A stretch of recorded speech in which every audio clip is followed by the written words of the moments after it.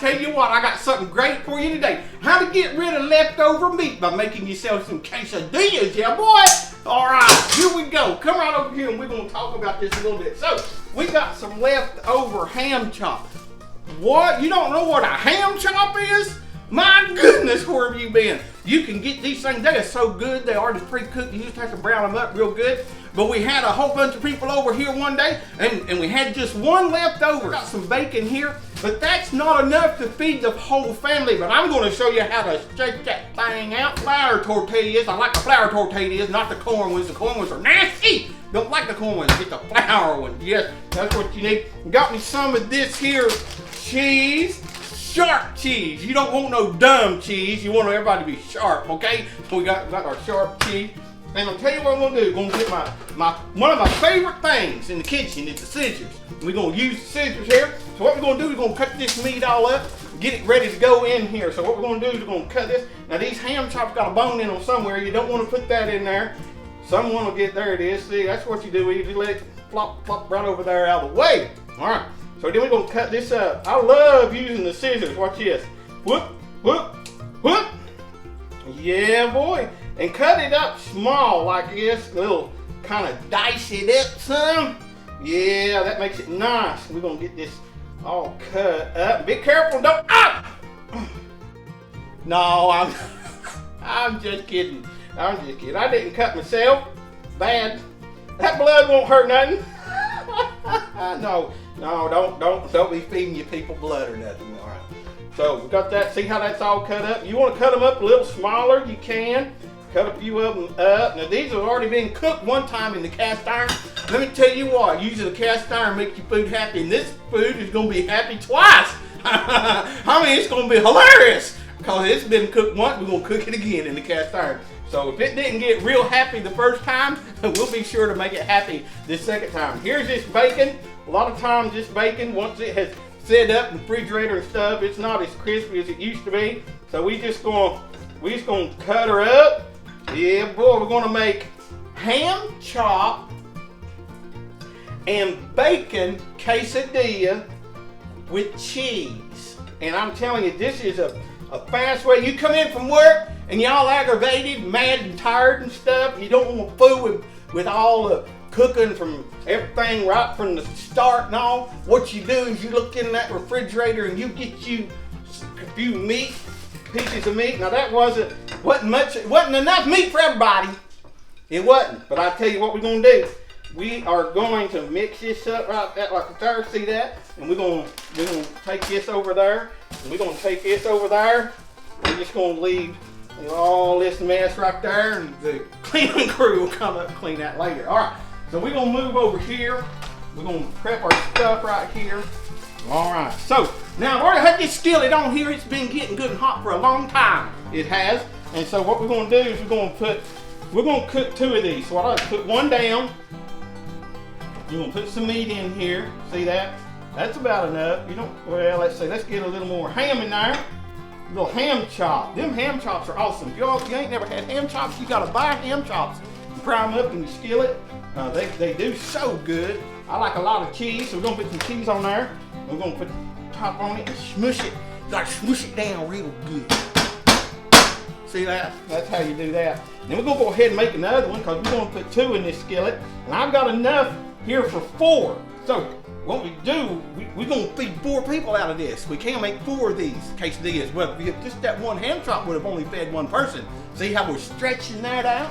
Yeah, boy. And this is a great way. I'm telling you, one of the best ways to get rid of leftovers. You people will love it. Get you some sour cream and all that kind of stuff. And then we're gonna put this top. Don't forget to put the lid on it. There it is. All right, now this skillet, whole cast iron. That's all you use is cast iron. Now you know, in order to make your food happy, you gotta use a little bit of bacon grease. All right. Now this skillet has been preheated. We've got this skillet. It's been on the stove for about 6 or 7 minutes. It was on high to start with. Where's it at right now? It's on medium low right now. We're gonna cut her up, but I didn't want it to get all smoky in here. So we're gonna put that in there. But now, I tell you what we like to do too. We just put a little bit of butter in there, just a shaving. See that right there? It ain't a whole bunch, but it's just a little bit we're gonna put right in here with it. Now that we got that in there, we're gonna cut this up on medium high. That's about the way I cook everything, is on medium high. Get you some bacon grease. See, that's a jar of it right there. I've got a video. I'll send that up there. See that thing that just popped up there? That'll show you how to make this for your own.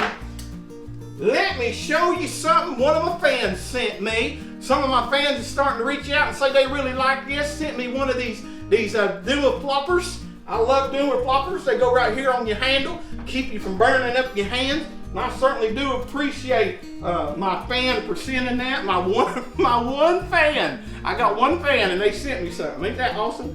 Yeah, boys. All right. So we'll smooth that around a little bit. I tell you what, I'm going to look at it. I got a dry spot right here. I'm going to fill that dry spot in. You don't want no dry spots. Now, this is a big old skillet. The skillet you got, you maybe only do one of these at a time.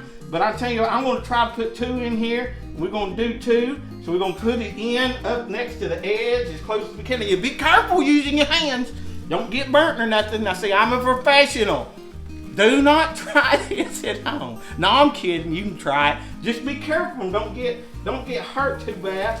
Oh yeah, boys. It got burnt right there a little bit, but it'll grow back. Don't worry about it. You get burnt, fine. So we're going to leave that in there. Now, while those 2 are cooking, guess what? Look at here. How fast this is. Now it's taking me a little longer than normal because I like talking to you. And I'm so glad you stopped by today to spend some time with me in Cooking with Coot Kitchen. I tell you, I really do enjoy making these videos. I hope you enjoy watching them. If you do, subscribe and like and tell your folks about it. And everybody subscribe to my channel. And it'll help me a whole lot. The more people we got on here, the better we get along. And it'll just work really good. All right, so we're getting that on there. About the time you get 2 of these mixed up, put together and stuff, yeah boy, these will be burnt. I mean, done. You'll be ready to flip them over. So we're going to check them out. We're going to smash them a little bit. We're going to turn this back to medium. Yeah, they're browning up a little bit. All right. I also, you know how I like to do, we're going to put my dew flopper on. Thanks to my special fan for sending that to me. The rest of you send me something too. I like getting stuff from the fans. It's like Christmas in July, baby. Yeah, it is. All right.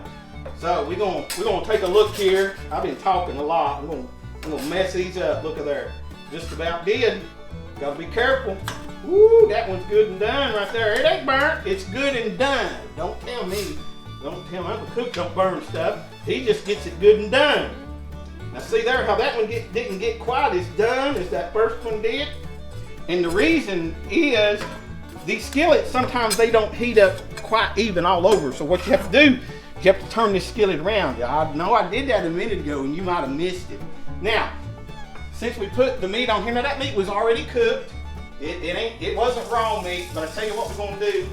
We're just gonna wash this plate off a little bit. Now, I like to use paper towels to dry stuff off with because you can just throw them away. We're going to put this on here like this, see? Yeah. We're going to get rid of this. There, it's gone. Just like that. All right, let's take a look and see. Now, I cut this back on medium, but I tell you what, it's doing all right. But I might want to go ahead and put it back up on medium high. I like to get stuff done around here. My folks get hungry. My folks get hungry and stay hungry. And I tell you, I like to do them fast. Everything that we cook around here, I like to cook fast.